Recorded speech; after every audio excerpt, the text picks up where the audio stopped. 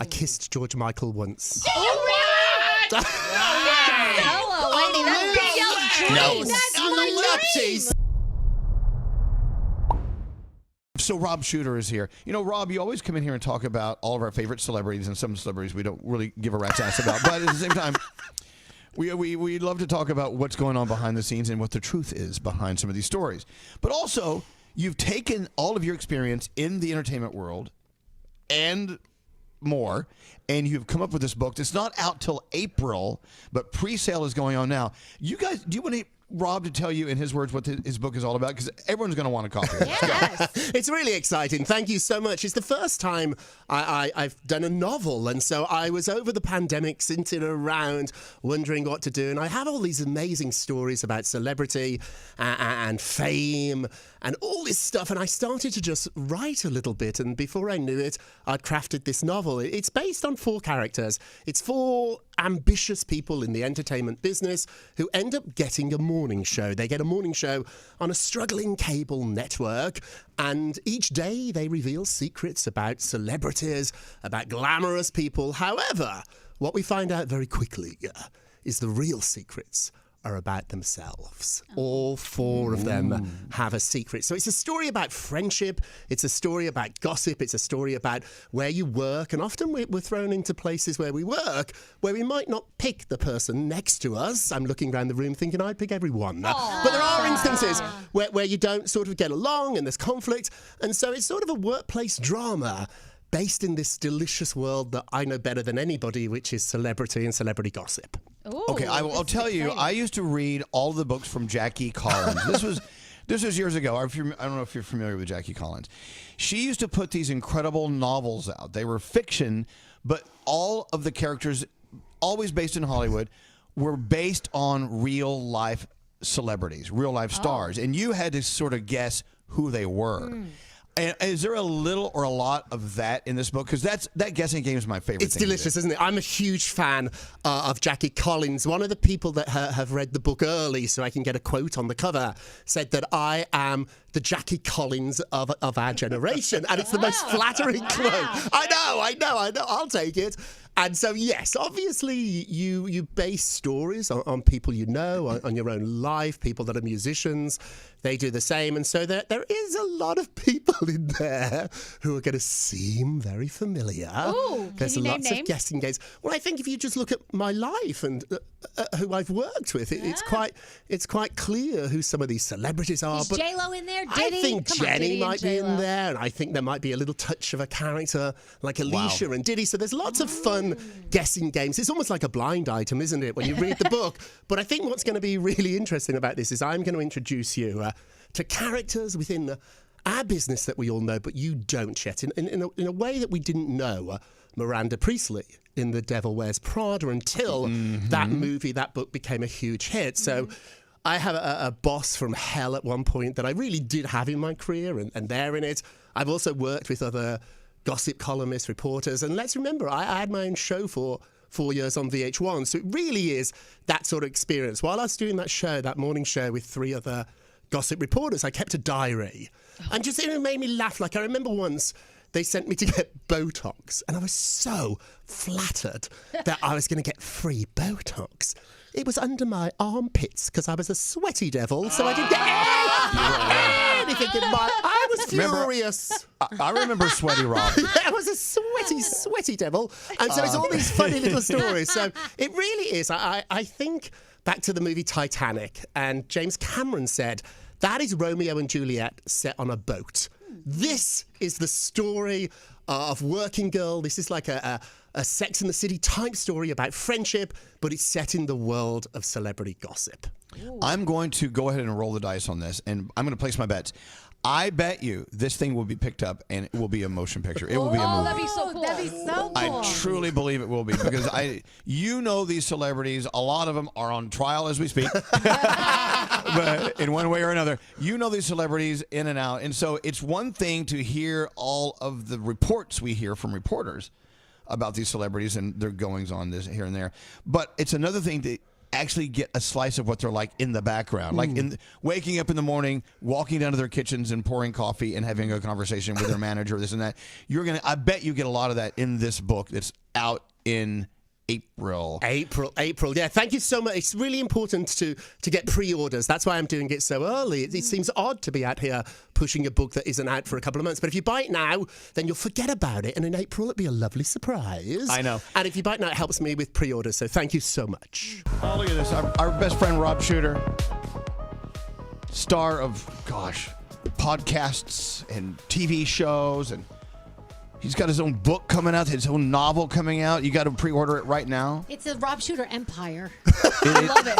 And then you got Barry Manilow to sing his theme song. Look at that. Barry Manilow singing your theme song.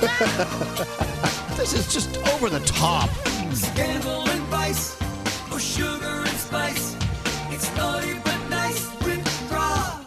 I mean, what was Barry gonna do that day anyway? It's like go to the club, And poof, I appear whenever I hear that song. There I am. I love it. He's going to the Copacabana. There he is. And by the way, the pre-order is going on now. It started with a whisper. Lovely. I cannot wait for it to turn into a movie because I know it will. Ooh, it's so exciting. It's time for Ask a Gossip Columnist. Oh, yes. Do you music for this, Gary? Hold on, let me get. Look, we've done Ask a Gay, Ask a Black Man, Ask an Indian Woman. Yep.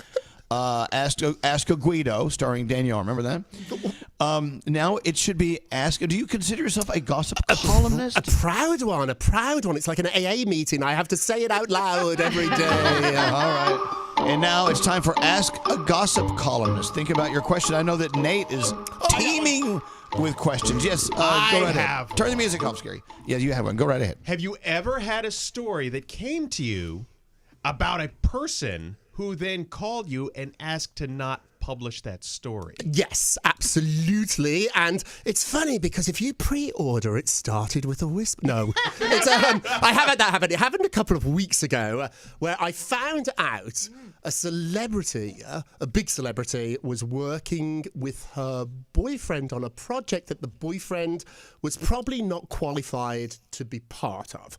So what I was implying, or pretty much saying, is that he got the job because of who he was sleeping with, who he was dating. Now, the celebrity was very, very sensitive about this. And it's a new relationship. They don't want me to mess it up. They told me how difficult it is to find a guy if you're as famous as this person is. And do you know what your friend Rob Shooter did? What? I cancelled the story. Oh, Look at you. That is nice. But you'll know the celebrity because you'll see me sitting front row at their concert with backstage passes. Of course you will. Dinner at their house, weekend at their house. I got a question for Ask a Columnist. Oh, hold on now. It's fair. Okay, yeah. Have you ever found there was a story circulating about to go to print that was not true and it was hurtful, and you had the power and juice to go in and have the story shut down? Absolutely. In fact, I think today on my Substack, there's that story. I lead today with a story that there was a rumor that Taylor Swift paid a lot of money to steal another bride's wedding venue. I did that story. And another date. And my people are saying she just would not do it. And so I know there's still some sort of debate, but I believe this, and the people I spoke to said that there's no way she would book a venue 6 months in advance to tell the paparazzi, to tell the fans, to tell everybody. It just, when she gets married, we're going to find out the day of. It's just the way she operates. If she can keep an album a secret until she drops it, she's going to keep this wedding a secret. So I didn't like that story. I did not like the story out there floating that Taylor was a mean girl that broke girl code, and it's such a weird, nasty thing to do. If I've booked a wedding date and I get pushed out of the venue from a star, if you pay me $1 million to take my wedding date, you're good. Yeah, there's nothing mean about that. That's not mean. I don't know if the money went though to the bride or the venue. Oh, see, I think they were saying they paid the venue to cancel it. Well, I don't know. All right. Yes, So Danielle, yes, Ask a Columnist. Okay, have you ever put a story out there and then later on regretted doing it? Yes, so many. I ask myself all the time, if I won't say it to your face, I won't print it. I've got to be able to look you in the face and say it. And often when I hit print after a vodka or two, I do feel quite confident. But in the morning when I wake up, I'm not quite so sure. So that's my rule, and I try to obey it. And whenever I don't, I always regret it. And there's also, too, there's a way of telling a story. I can tell a story in kind of a kind way. I don't have to be a bully about it. I don't have to be mean about it. They are people. And so, I'm careful about it. Maybe I'm too careful. I think if I was a little bit more aggressive, I could be more... Don't change. That's your recipe for success. Nice. Yes, Gandhi, what's your question for the Ask a Columnist? I have so many. Okay. My first one is, have you ever released a story and then gotten threatened by the celebrity because the story came out? Yes, I have. But I've got chutzpah that I should not have. And I think it's because I'm British. I'm not aware of how much damage people could do to me here in America. Where in Britain, I think it's because, if you think about it, the way to upset you is to get to somebody you love. And so my mom's in Britain, so she's never going to be ashamed of anything I do here because she's never going to read it. The dinner lady from school, who I'm still terrified of, Mrs. Higgins, she'll never read it.